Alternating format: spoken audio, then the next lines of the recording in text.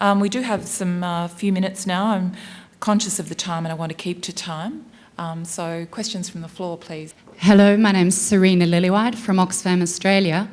My question is for Noke.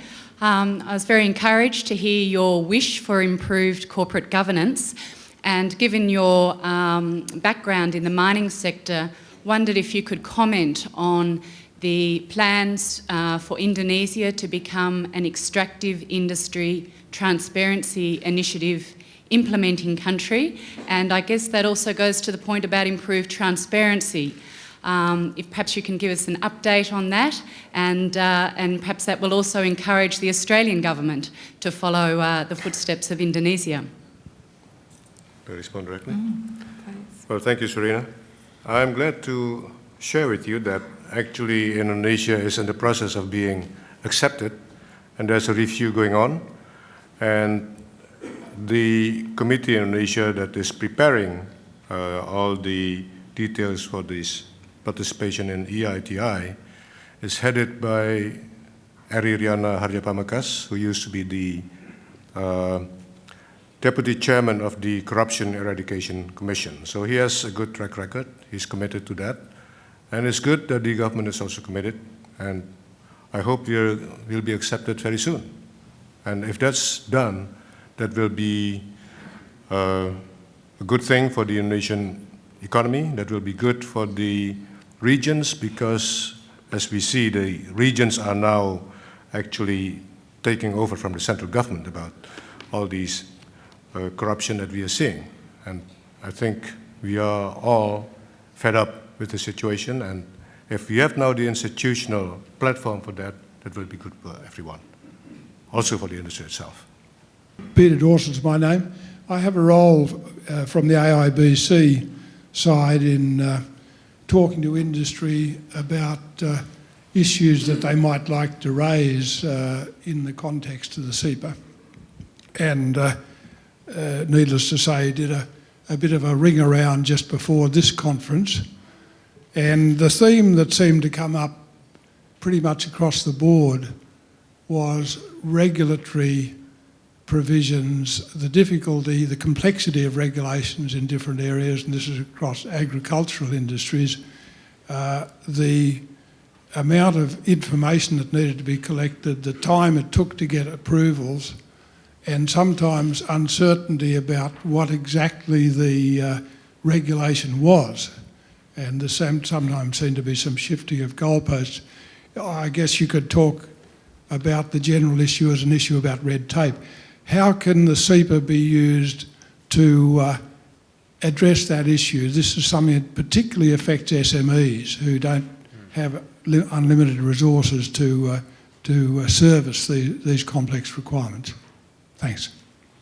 Maybe we can do it through, particularly for small and medium-sized businesses, we can get a closer cooperation between the business associations in Indonesia and Australia. We can pass through these messages, and hopefully the local business association can help small and medium-sized business work their way through the obstacles. I think this issue was clearly raised in the last EIBD as one of the 9 points which came also from the EU countries. And we as Kadin, we have established a task force for this specifically issue on red tapes and this task force is in communication with the government to try wherever possible to reduce this hurdle. I guess Australians, having 3 levels of government, we're not unfamiliar with red tape either. Well, maybe through this dialogue which I just suggested, just a new idea actually, and if that could be implemented, then we can have a similar task force from Australia and Indonesia and go to the government, to both governments. And Ian's point too about business engaging with government in Indonesia, I think. If I could just make one comment. So it's not a direct answer to the question how to get it into the CEPA process. I don't have an answer to that. But a practical answer, a mantra shared with me when I first landed in Jakarta in mid-1972 was somebody had been doing business there for the prior 20 years. And he said, if you're not confused, you're not properly informed. Now, very important to keep that in mind with regard to your question, because it's going to take decades and maybe a century to get a rational legal system, because changing regulations in Indonesia laws is very slow and it's very political. And you've got three categories of laws which are layered on top of each other and are often in conflict. You've got adat, right, the original. You've got Dutch law, and you've got the modern legal code. So by starting with that mantra that if you're not confused, you're not properly informed, quite often you'll get conflicting opinions, both of which are right.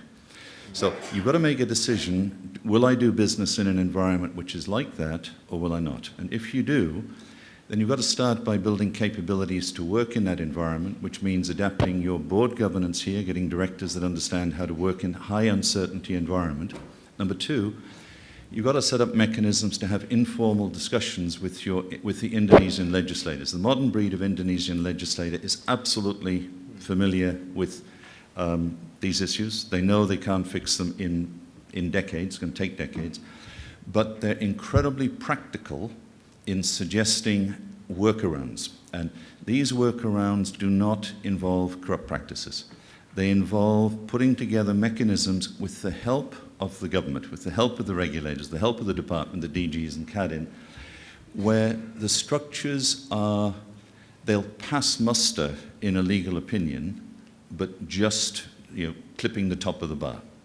And to give you a quick example, a practical one, so GE had to compete. They had to compete against some very famous European names who simply hired the Suharto children, paid them 10, 20, 30%, one project. So it was a big project where GE lost a 10-year locomotive contract to a big European supplier.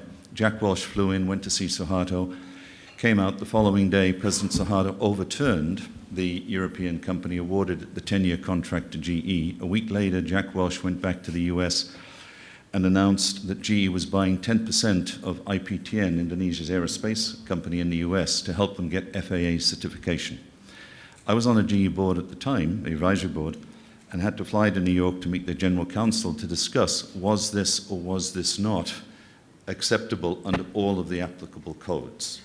And what we concluded, it would survive a forensic audit, but not a CIA bug in Suharto's office. And so they modified their corporate guidelines for doing business worldwide, not just for Indonesia, that was the key, to say that the forensic audit was the test of whether two transactions were related. So you've got to start at the very top with the board and the whole ethics, values, and guidelines of the corporation, and you've got to get an alignment and buy-in to the reality of Indonesia, not the wishful thinking, because it ain't going to be pretty. However, having just had a year working with the Malaysian government trying to streamline their system, it's just as complex. Foreign investors have the same problems, and it's infinitely harder to develop a workaround in Malaysia than it is in Indonesia. So the firms I've worked with for nearly 40 years are much happier once they learn how to work the system, working in Indonesia and not paying bribes, than working right now with a similar complexity in Malaysia. Thanks. Thank you. I think we've got time for probably one more question. Thank you. Danny Burrows from Tradeworthy. I've just taken over the chair of the AIBC's the Trade Committee effectively to inform the IACPA discussions, negotiations. And I must say I've been incredibly energised by hearing the panel views from both Indonesia and Australia. Something I wanted to ask specifically, and it goes back to Damono's comments at the beginning, and that's the problem of the people not in the room. I work with many corporates in terms of what I call sort of China diversification or China de-addiction. And Indonesia is just starting to creep up on the radar in the larger spheres of influence. How do we dribble that down to SMEs, SMMEs? How do we speak to our colleagues, competitors outside the room and energise them to get engaged, to understand that there are 240 million people north of Australia ready and willing and eager to engage? And I guess I'd also ask that in particular in relation to the new generation, those that aren't tainted by emotional baggage of governments past. So how do we speak and engage and get Indonesia on the radar for those outside the room? Thanks. I think it's always the problem in this area is this thing about high risk, high profit situation. Now in the infrastructure area, for example, all large businesses, it's always connected to the regulation, the law, the certainty, and so on. So this is a problem which is going to take time. But in the SME areas, I think there are much less problem because SMEs, the risk itself is not very big, and the profit is possibly also not that fantastic. But on the other hand, long term is the foundation for big businesses. So this is the area which is a good start to begin with. I wrote a book called Think Big, Start Small, Move Fast. And if we talk about infrastructure, it's something big. But partnering with the locals, this will reduce the risk.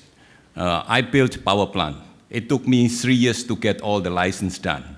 But eventually, I understand all the complication is, and I believe this is going to be very profitable. But instead of having only 1 year processing the teething problem, it took me 3 years. But now I realize this is actually going to be a big opportunity. So this kind of thing is going to help for me to invite other partners if they want to go into power plant. Same thing into the toll road, into the water area and so on. All the infrastructures, you just have to work with the locals. But SMEs, to me, I think this is much, much easier. Just go to the companies like ours, Jawa PK, which we guarantee all the teething problem for the SMEs. We build standard factory building. We build a standard hospital building. We build standard commercial building. We build standard education building. These are all are very, very good for SMEs to come. Thank you. If you want to supercharge the relationship between Australia and Indonesia from a trade investment point of view, we must focus on all the support we can give, all the frameworks around making certain SMEs get up, get moving, and get things done. And talk about it. Talk about it. And also, we have to stop talking about Indonesia in the terms that we do, particularly in the Australian political dialogue. We must start addressing Indonesia, as Andrew McIntyre said in a very significant paper from the Australian National University, as a functioning democracy. We actually have to change the paradigm here. We talk about Indonesia in context of refugees, asylum seekers, Islam, corruption, Suharto, and on we go. I mean, I deal with the new generation of entrepreneurs coming through, want to be recognised as of Asian entrepreneurs and successful. We have to change the political discussion. We have to change the way in which we talk about Indonesia. And please, and we have to be seen in Indonesia as a little bit more than people who hang out in Bali on schoolies from time to time. Because we actually go to Cambodia now for schoolies, just so you know. I think that's really important, and I think I'm struck by the last, I think, Lowy Institute survey of Australians, and that old idea of Indonesia is still way back there in the past. And I think the more of us who engage and talk to our friends and take investors and take real people with real money to Jakarta, where they actually see it, and they see an amazing democracy and an absolutely booming economy. And I think that's absolutely right, John. Change the way we all talk. Yes. We all speak. So if I can offer one other potential opportunity. The chamber movements in the past have advertised opportunities in various countries, but it's been pretty general. I think we could well do with a specific database so that Indonesian people looking for partners, looking for opportunities can advertise it on a database, and similarly with Australia, so we get a greater connection between the two and people can check the database, say, oh, there's an opportunity, I'll go for that. And that way we can, certainly for small to medium-sized business, I think that could be very helpful. And harnessing all those Indonesian students who come here as university students is true. There's got to be some way that we can keep in touch. All right, thank you. I think we've kept exactly to time. Thanks, Sam. You did my work for me. Let's thank the panel and Sally. It was a wonderful presentation.